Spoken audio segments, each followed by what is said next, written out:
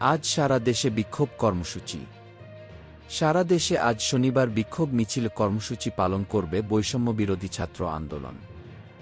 গতকাল শুক্রবার রাত 8:45টার দিকে ফেসবুক লাইভে এই কর্মসূচির ঘোষণা দেয় বৈষম্যবিরোধী ছাত্র আন্দোলনের অন্যতম সমন্বয়ক আব্দুল হান্নান।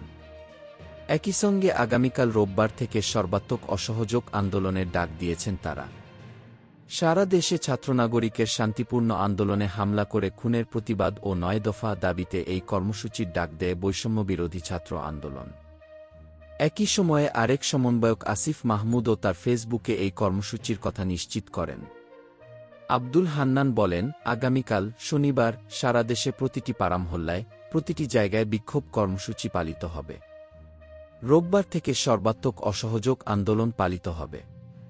এই সরকারকে কোনো কর দেওয়া হবে না উল্লেখ করে তিনি আরও বলেন, এই সরকারকে কোনো কর দেওয়া হবে না, বিদ্যুৎ গ্যাস বিল দেওয়া হবে না, সচিবালয় ও সরকারি বেসরকারি সব কার্যালয় বন্ধ থাকবে, গণভবন বঙ্গভবনে কোনো গাড়ি ঢুকবে না।